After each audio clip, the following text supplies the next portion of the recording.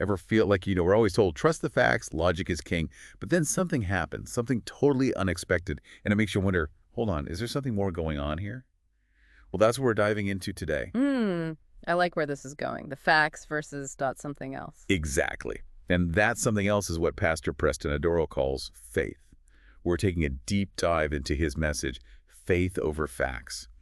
And just to be clear, we're not saying chuck your textbooks out the window. Not about abandoning logic entirely. Not at all. It's more about like how Pastor Doro sees faith as this guiding principle, almost like think of it as an operating system, but for your life. Okay, that's an interesting way to frame it, this operating system for life.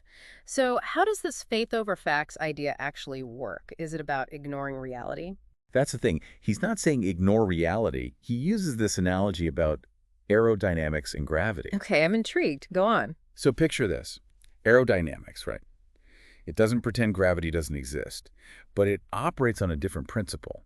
It's what allows planes to soar, to defy, in a way, what gravity dictates. I see. So it's like faith is a different set of principles Yeah. working on a higher level. Exactly. Like, faith is that aerodynamic force working on a level above the facts of the situation. And he uses some pretty powerful examples to illustrate this. David and Goliath, Jesus calming the storm.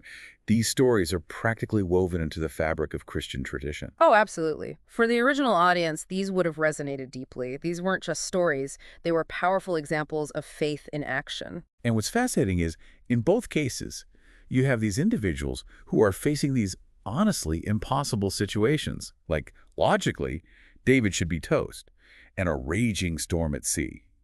Terrifying. But they choose to focus on something bigger than the problem right in front of them. They shifted their focus. It's like they acknowledged the facts, the danger, but chose not to dwell on them. And that's where Adoro connects this idea of faith to our psychological state. He argues that obsessing over just the hard facts, especially when things are tough, it can lock you in this cycle of fear and ultimately defeat.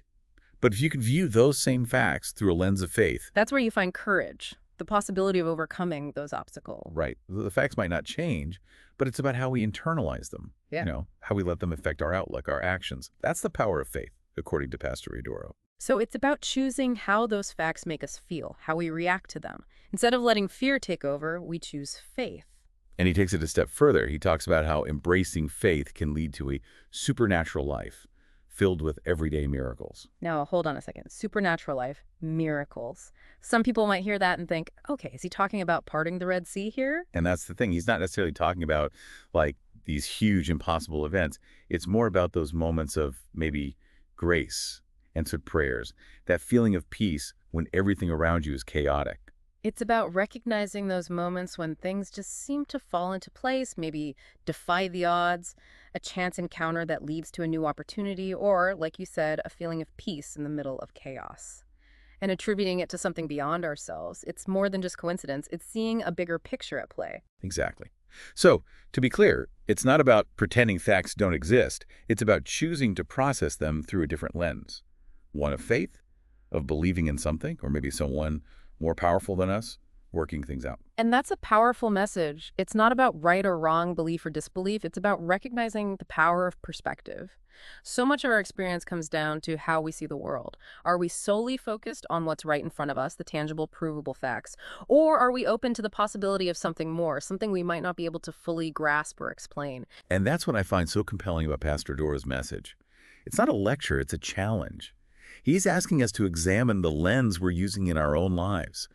And maybe, just maybe, that shift in perspective, that willingness to see beyond just the facts, is where we find the courage, the strength to truly overcome challenges and live a life that is, well, maybe a little bit more supernatural. It makes you think, doesn't it? How many times have we been stuck because we were so focused on the problem that we missed the solution, the opportunity?